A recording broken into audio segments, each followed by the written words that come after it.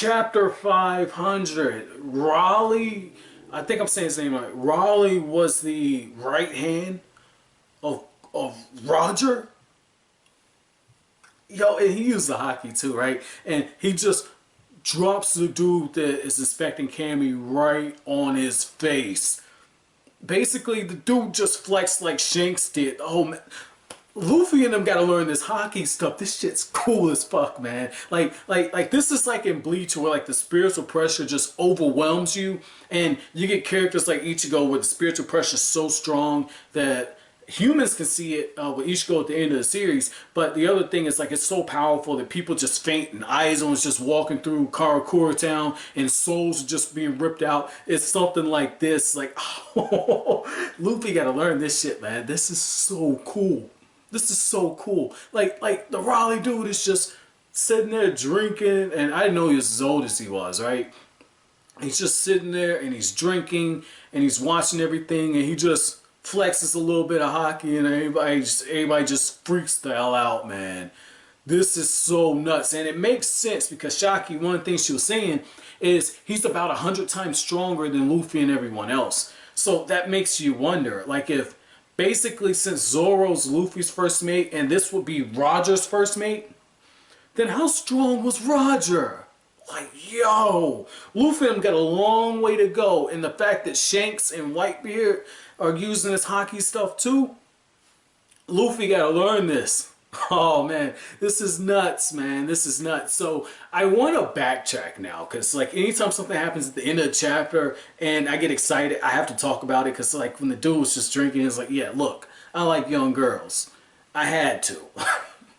Like this dude was just stunned for no reason, yo. But going all the way back, I like how when Sanji is talking to Duval, one of the things he tells him is like, look, man, this is what happened. Camie got captured. I need you to, I need you to go get her for me. And he's calling in a favor, basically. And what's really funny about the fact is that Duval's listening, but he isn't listening. He's like, oh, Master Blackleg. And so that's Sanji's new name now. He's calling him Master Blackleg, or pet name, I guess you could say. But he's like, yeah, I went to an island, I was preoccupied, and there were so many women, but they didn't pay me any attention. Look at this handsome face, they didn't pay me any attention. Sanji's like, hey, I can work some miracles. You want me to kick you again? Like, I'm still laughing over the fact that Sanji kicked him so hard that his bone structure changed. Like, he knocked the ugly out of him. Like, I can't fucking believe Oda went there. But it does, say something else too. I mean, you could be attractive and everything, but you don't have the mouthpiece to go with it. If you don't have the charisma or the personality or just something about you that stands out, if you can't bring like the intellect or something to the table besides looks, you're not going to get very far. I mean, you'd be a good fuck, that's about it. And, for him, he probably will go balls deep into something, but he's not going to get what he's looking for. And so I like the fact that Oda did kind of throw that in there. It's like he's making fun of vanity at the same time he's dropping real gems in there. But when, Sanji lays out the situation, he says, look, nobody knows these seas better than I do. Don't worry about it. We'll find them. We'll get your crew together. We'll go after Camie. Operation Rescue the Mermaid starts now. And I like how when Chopper, after all of this, is just walking back and forth, he's freaking out. And you can just picture the little wheels turning in his head. And Brook is just like, look, man, you're way too anxious right now. Sanji said wait, so let's just wait. That's all we can do. Look, you little raccoon. I mean, you little reindeer, because that's the running joke with Chopper, right? I'm paraphrasing, but he's like, look, you little raccoon, reindeer, dog, mutts, whatever the hell you are, just chill out.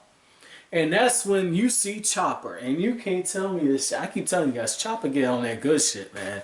Chopper get on that good shit. Like, you have this one panel where Chopper is just laid the hell out, and Usopp shows back up. And it's this panel right here. Let me see if I can get this. Yeah, right there. Usopp's just looking, and he's like, you're way too relaxed. And what I really loved about that panel is the fact that Chopper's just got the head stretched back. He's got the cotton candy. And I'm telling you, right, Brook is a brother, right? You can't tell me. Look at that afro. Look at them curls and everything. That's a brother right there. Brook said this. Brook was like, look, you way too amped right now. You take a hit of this shit right here. The Chopper was like, it's like, yo, Chopper was just laid out, man. Like had the sunglasses on, head tilted back, had the cotton candy. Was just wasn't even looking at the cotton candy. Just had the cotton candy. Was just eating that shit like that. Like, oh, yo, Chopper, man.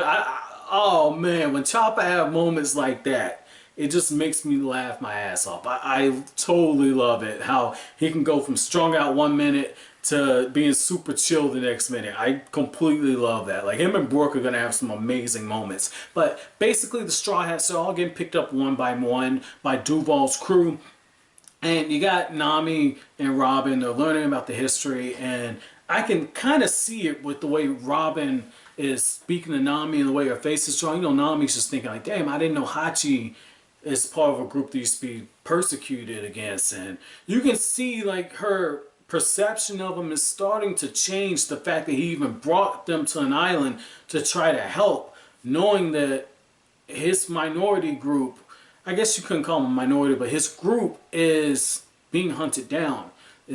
Human trafficking is allowed. They're not loved on this island to begin with. He basically walked in the lion's den, and it just shows you like Hachi does feel some kind of way for how he used to treat Nami, because he's essentially doing this to help them out, and particularly help Nami out. So I thought that was pretty cool just to kind of, you know, see that bit in there. And then the other thing that I thought was pretty cool is the fact that as Luffy's saying this, Luffy's just like, oh, you know what?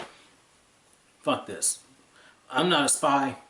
I'm not going to do the intelligent stuff. I'm not going to get on the internet and look shit up.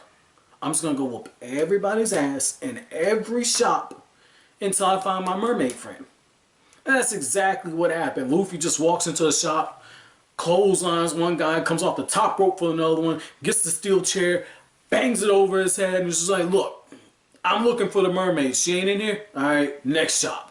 Like, Luffy is just going for the world championship belt at this point. And what I really, really loved about this fact here is Luffy at one point sees one of the mermaids and it was like, look, I already got trapped before. Okay, like Kokoro, she swears she's a mermaid. I don't believe that shit. Kokoro looked like a dude I used to be at pie eating contests with. That motherfucker was hell with the spoon. Like, I ain't believe in that one. You know, he completely walks out. But what I thought was interesting about that is you get like the little starfish. He's giving the story. He's like, yeah, I left her for ice cream. I should have known better. Am I making a mistake? And it's like Oda's writing him like a parent who lost their child. And a lot of times when kids go missing and everything, and you read the transcripts of the parents, they have a bonehead moment like that. And I mean, shit happens. You get lax. I mean, I totally understand it, man. Like, you know, I don't have a kid, but I know like something happened to my dog. Like, you know, fuck it. Like the other day, you know, he grabbed a possum and everything. I didn't know possums didn't have rabies. And I'm thinking, oh shit, you know, my dog's gonna catch rabies. And I'm just freaking the fuck out. Like, I can understand where the little starfish guy is coming from, man. And Luffy says, like, look, did you see that smile on her face? She was enjoying herself. That in itself lets us know we didn't do the wrong thing. We should have went to this amusement park. We should have had fun. She's going to remember this the rest of her life. We just got to find her if something bad happens. And I love the fact that you see that growth in Luffy right there. Luffy at the beginning of the series would have done it anyway, but it's just something in this now because when you look at it in context, Luffy is doing this after the Aokiji moment, after the Davy Back fight, after what happened in Eames Lobby, like after what happened with Moria. Like so much has changed to the point where you see the different portions of his character and how his interactions with other characters are going on. So I love this chapter, man. It's very monumental because we're coming up on chapter 500, and I know this from reading some of you guys' comments. You know, I know some of you guys like, hey, I'm from like the Gems Nerd Nation group, and you know, he was reviewing One Piece and he quit, and apparently this is about where he stopped. I think he stopped right at chapter 500 or something. So I just want to give this quick message right now. I'm not stopping. Like, I'm recording to the end of this box set, so you don't have to worry about that. I'm going to continue One Piece. I'm going to finish it. You know, I tip my hat off to that guy because I know how hard it is to do as many reviews as One Piece has, like chapter by chapter. It is a marathon. It wears down on you. I totally understand it, but at the same time you enjoy it because it's written in such a way to where it's like it's a long, slow burn, but the payoff, like at the end of each arc, it's a very slow, gradual release, but once you get there, it's really, really cool to kind of see that. So I really like the fact that that's one of the things that we're actually seeing is you have people like myself, you have people like Jim's Nerd Nation. I know that I think it's Uzumaki Khan, he reacts to the anime, but you're seeing people attempt to take this series on from the beginning and experience it in the way that it's meant to, step by step by step. It's really easy to just do arc reviews and just get caught up and jump right in, but it's something that like we're giving to you guys to say, I've never been in this before. I've never read this. I've never watched this. Enjoy it with me. This is what I think about it. You know, what did you guys think? And because you know what we're getting ready to be super amped about, and in some cases with mine, some of you guys say, I didn't expect you to like this. Like, different things like that, it gives you an opportunity to relive it. And so, again, I tip my hat to the guy, man. I don't know why, you know, he went on the hiatus. You know, at the end of the day, mad respect. Mad respect. I can't say anything more because, again, I understand how much time goes into like the editing, the recording. God forbid the camera stops working, you gotta go back over stuff all over again, or you lose some files. Like, I tip my hat to the guy. Like, the process for editing and rendering, mad respect, man. So the other thing I want to know is, just for my own curiosity, how many of you guys came from Jim's Nerd Nation, man? But as always, guys, if you like anything I had to say, don't forget to comment, rate, subscribe, and share. Thank you so much for watching the end of the video. Have an awesome